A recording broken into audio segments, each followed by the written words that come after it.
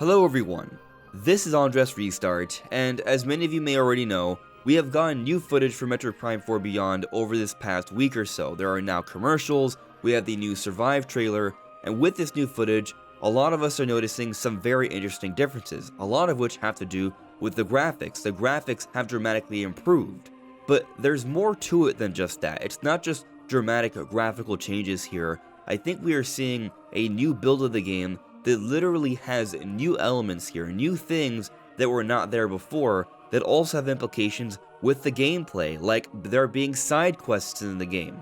So we have some interesting things to go over today. Do you find yourself feeling tired, unable to take a good nap during the day from wherever you may be? Then perhaps you are in need of a soft, comfortable sleep mask that blocks out all light. Fortunately, Manta Sleep, the sponsor for today's video, has just that, a quality sleep mask. This sleep mask has super soft, comfy cushions that cover your eyes and block out all light. It's easy to adjust to different sizes, and it feels great to wear, and it's helped me personally fit in just a bit more rest during my days. So if you're looking to improve your sleep and energy, check out the Manta Sleep mask using the link in the description below with my code SLEEPRESTART.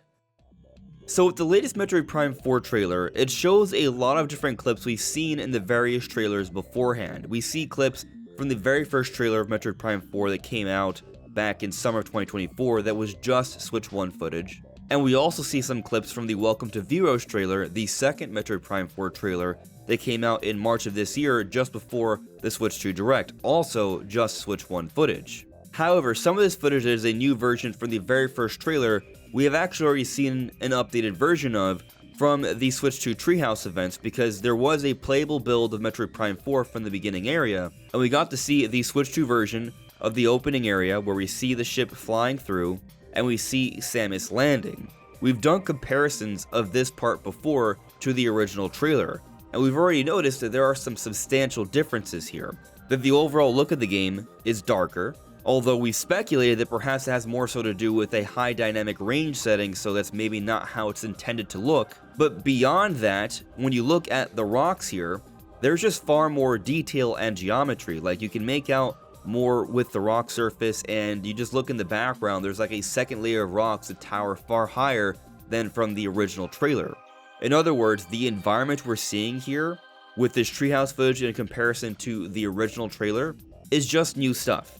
However, with the Survive trailer, we have seen another version of this footage, and interestingly, it matches up to the treehouse footage as it should, but there is one big key difference here, and this also matches up with what we see of the flight footage as well.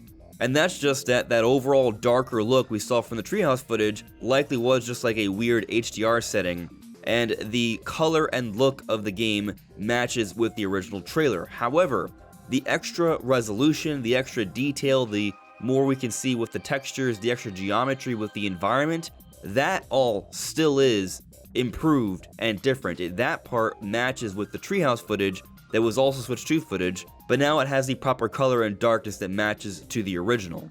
So there were those that were concerned that perhaps they were taking away from the proper look of Metroid Prime 4. No, it's there, it's just a setting, and if for whatever reason you prefer this darker setting, I'm sure you can play around with the HDR settings for it to look like that. But there was another part to the very first trailer of the game at the very end where we see Samus actually exploring Veros for the first time. At the time, we did not know it was called Veros, we just knew it was some sort of giant forest area. And I actually covered this part with my trailer analysis a few days ago, but as you can see here with this side-by-side, there is just far more detail and vibrant color in this latest version of this environment. It's the exact same area, but as you can see, there's just a lot more going on here. Not only is the environment more colorful and vibrant, less obscured by darkness, but yes, it is sharper. We can see things far more clearly thanks to a higher resolution. And yet, there's even more going on here than just that. Notice that there is a clear dirt path that's going straight through. That's from the new footage that was in the Survive trailer. In the original footage from 2024, that dirt path was not there. But something else that I'll point out here. You look at this opening that Samus is coming out from, I'm not quite sure what it is. I'm going to assume it's some sort of destroyed tree with an opening, or at least it appears more so to be something like that with the new footage compared to the old footage. In the old footage, you just saw one plain color that was matching pretty much the rocks next to it, and a little bit of some grass or moss growing over. With the new footage, we can see more variation in color and texture, and it does look a little bit more wood-like here. And so I feel with this particular side-by-side that I am continually showing here, it does a fantastic job of highlighting just how many improvements we've seen. There's more vibrancy, there's more color, there's more texture detail, the resolution is clearly significantly higher, things can be seen more clearly, but there are just new details here.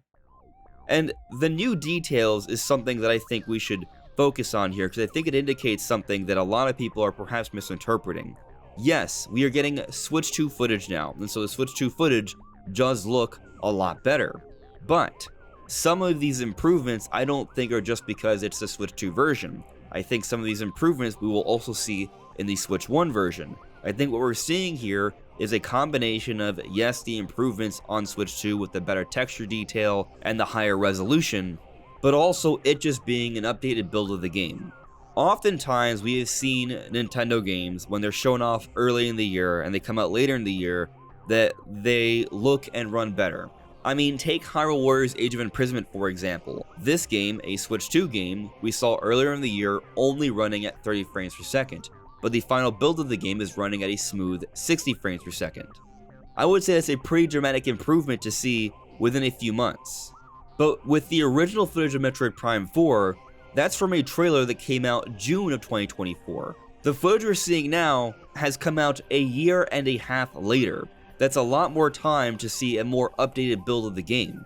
And so I think some of what we're seeing here is just newer versions of the game that we'll see on both Switch 1 and Switch 2. So for those who are going to play this game on Switch 1, and you're worried about there not being a clear dirt path, or not being able to make out that this vast opening is part of some sort of tree, wood-like structure and not rock, I think those elements will still be apparent in the Switch 1 version, even though Nintendo is not marketing that version of the game right now. And I think this point is further strengthened when we look at some of these Viros comparisons here. So yes, the Switch 2 version clearly is more clear, it's a higher resolution, but in terms of there being new different details, there does not appear to be that much more. It looks better, but it's not like there's just new stuff here, for the most part. And this Switch 1 footage we saw from a trailer that came out back at the end of March of this year, a lot more recent.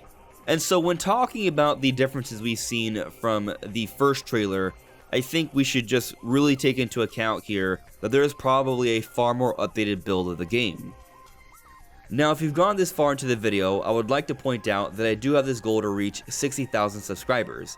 So if you find yourself enjoying this video or some of my other videos, I ask that you consider subscribing if you haven't done so already, and to also like or hype the video, because it really does make for a huge difference in pushing this video out for others to see it.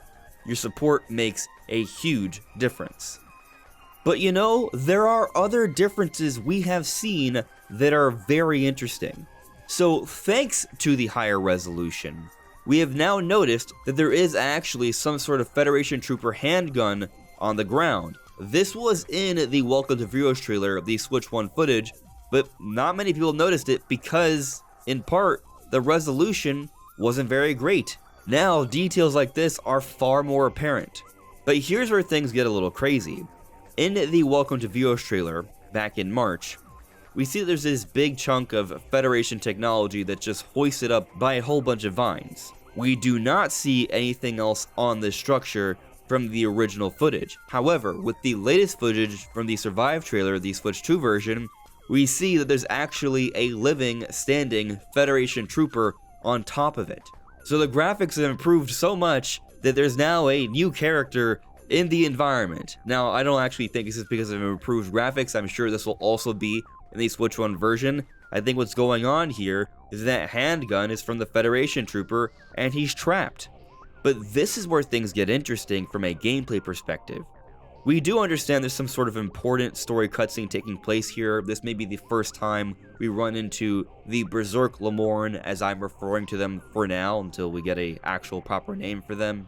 So this is an important moment, but it does seem like Samus is going to be attempting to save this living Federation trooper here. He doesn't have his gun. He's defenseless. So there's one of two interesting possibilities. We're going to see this person brutally murdered, and Samus is not going to have actually saved them, which would be a dark moment. But what I think might be more likely here, we are actually going to save this Federation trooper. And I'm going to go a step further here. I think this could be a subtle indication that there may be some side quests in Metroid Prime 4.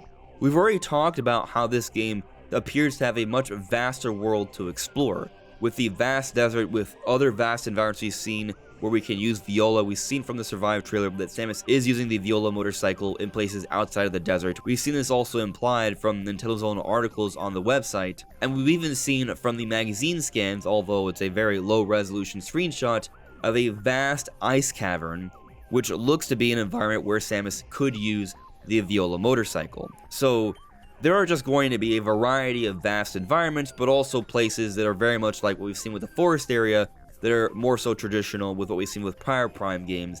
A nice blend, but a really big, vast world to explore.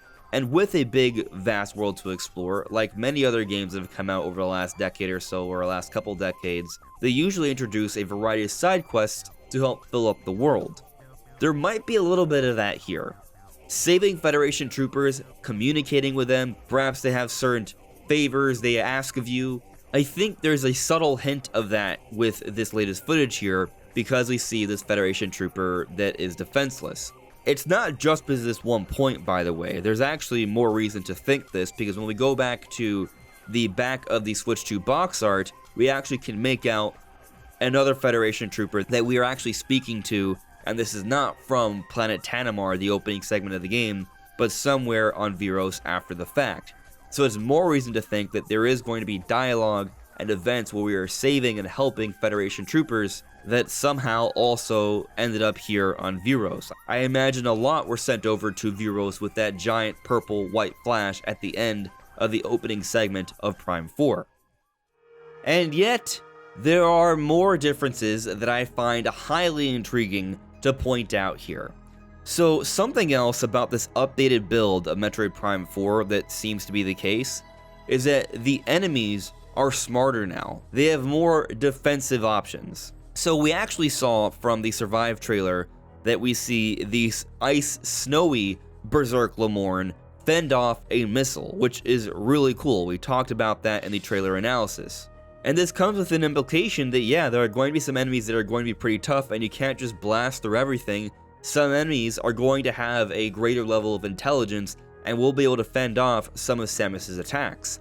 And so with this in mind, there's something else we've seen in the Survive trailer that suggests this, that I think a lot of people have missed.